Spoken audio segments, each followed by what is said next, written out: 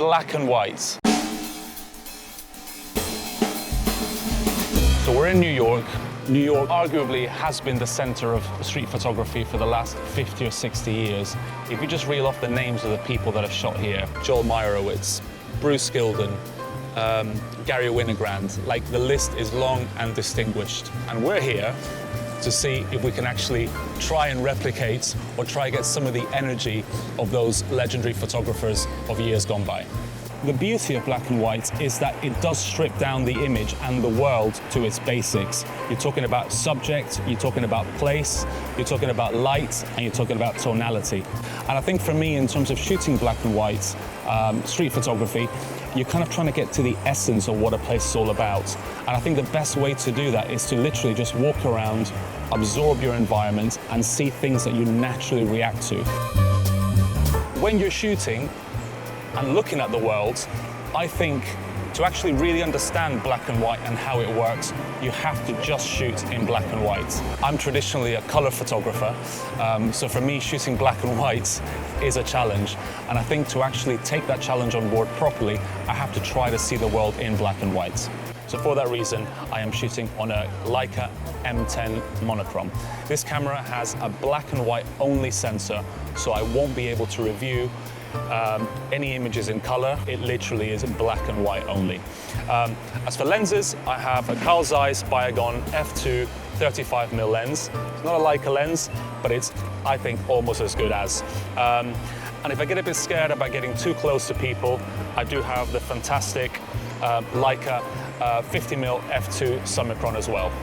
I actually find that with street photography, especially when you're trying to emulate some of the past masters, I don't think I like to really focus too much on absolute image quality.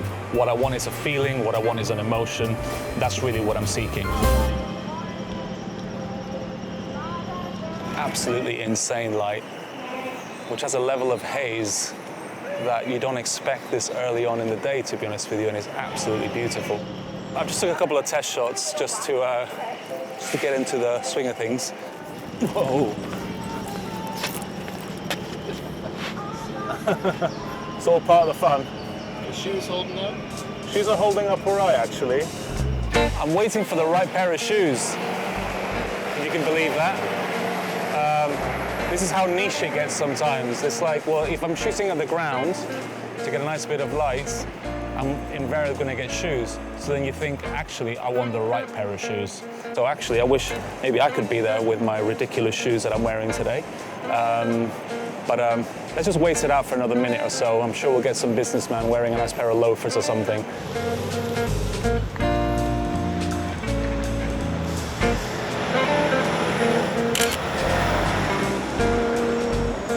Patience is a virtue that I don't normally have, but I think on this one, it paid off.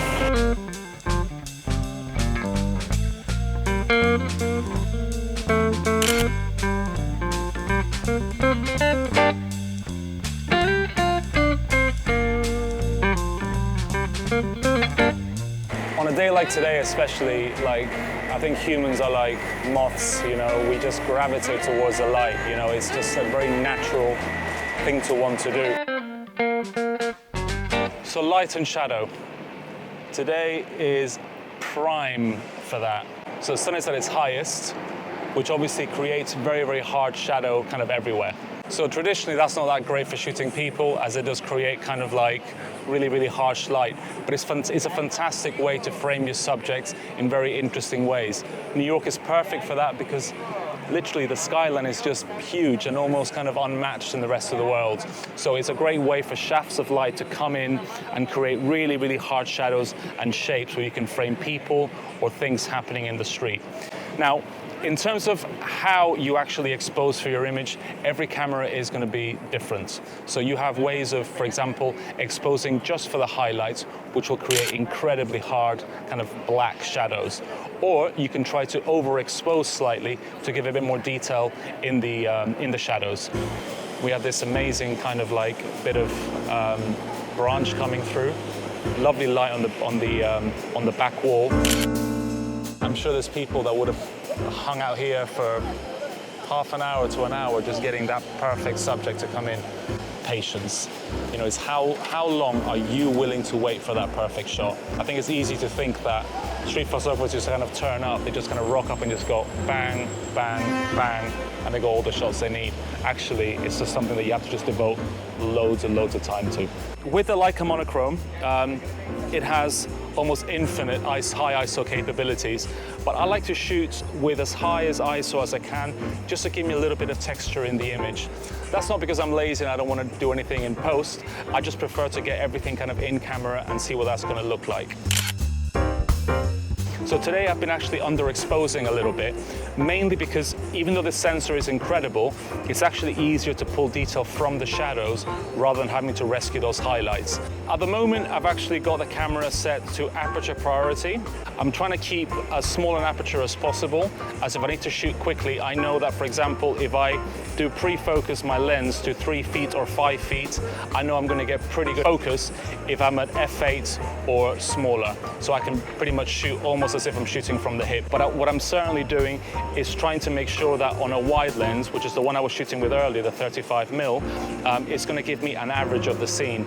So I know that the Leica is likely to give me a bit more detail in the shadow, so I wanted to drop that. So I'm actually using exposure compensation and dropping that to between, I would say, between minus half a stop to all the way to a full stop of underexposure. This is a good example of something that, as a color photographer, like, you would just gravitate towards. But that gentleman wearing yellow and is sitting on yellow tables and chairs with a sign behind him in yellow saying since 1989. In black and white, it kind of doesn't work. It's something that you just kind of like very naturally, I'm already not thinking about color, I'm kind of thinking about other things.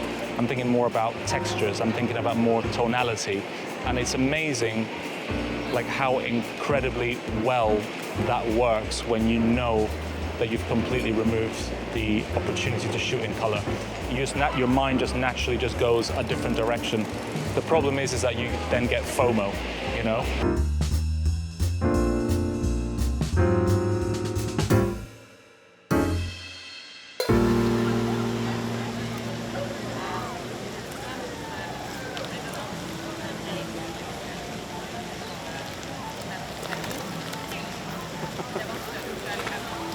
Really good.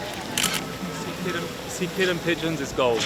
It's just, there's some joys in life that just never ever get old, and I think that's one of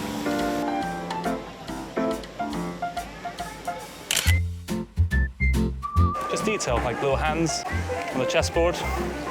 Chessboard's black and white. Works perfectly.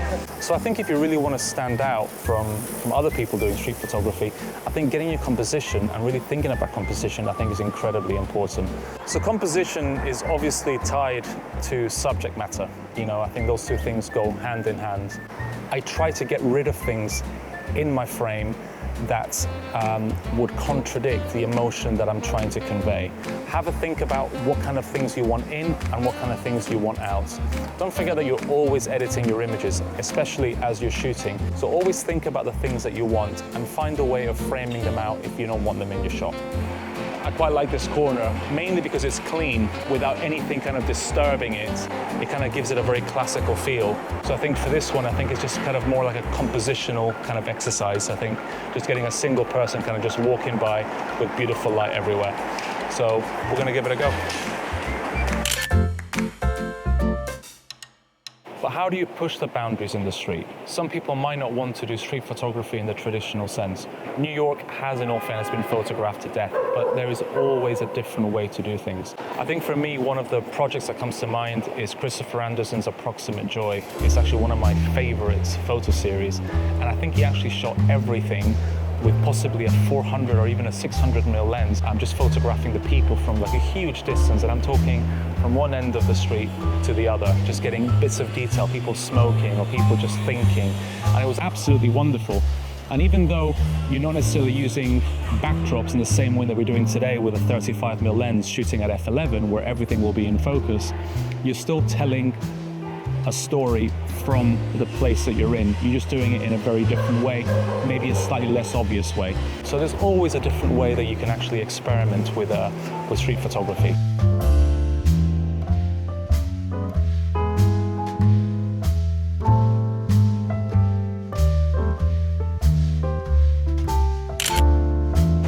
think sometimes you don't necessarily need a 35. I think for me, bringing the 35 is because it's just so like attached to street photography. I don't really believe this, but in terms of width of focal length, it kind of goes down depending on how brave you are and then your level of skill in the street. I mean, don't get me wrong, some people take incredible images with a 28mm, like quite far away, and they just make it work. But I think traditionally in street photography terms, I think there's always been a certain level of like, the wider you are, the braver, ballsier you are.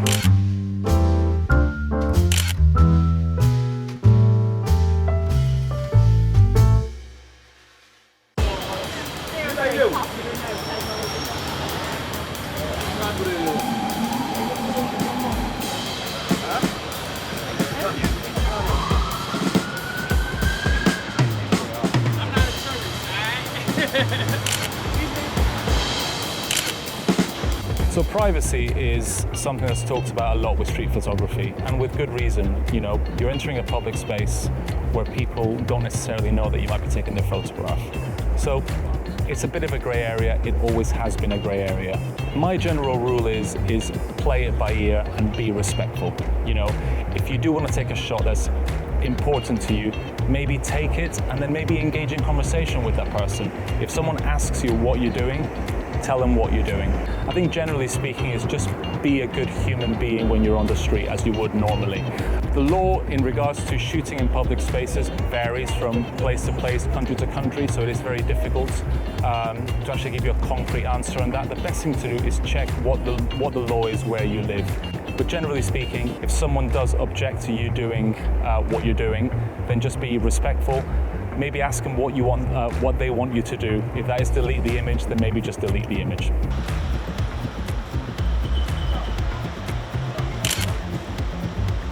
And faces were obscured, so there's absolutely no guilt there whatsoever. They're all anonymous.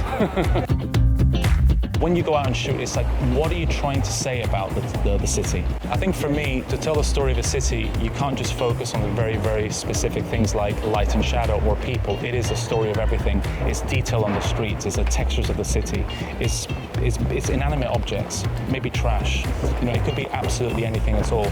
And then by the end of it, you've actually formed a really, really good picture of all the things that you see when you're in a city, but you're not necessarily looking at. Or maybe should I say, you're looking at them, but you're not really seeing them. It's only when you see them all put together, you actually go, this is the story of this city. It's all of that detail. It's the people, it's the detail, it's the light. It takes a while to get to that point. I think you have to just walk around a lot and absorb as much as possible, which is kind of what we're trying to do today. So today I've been lucky enough to be shooting with a Leica M10 Monochrom, which is a unique camera. It's one of the few cameras that actually shoots in black and white. So it's not a camera for everybody. So the majority of people are going to be shooting with Sonys, Nikons, Canons, even Fujifilms.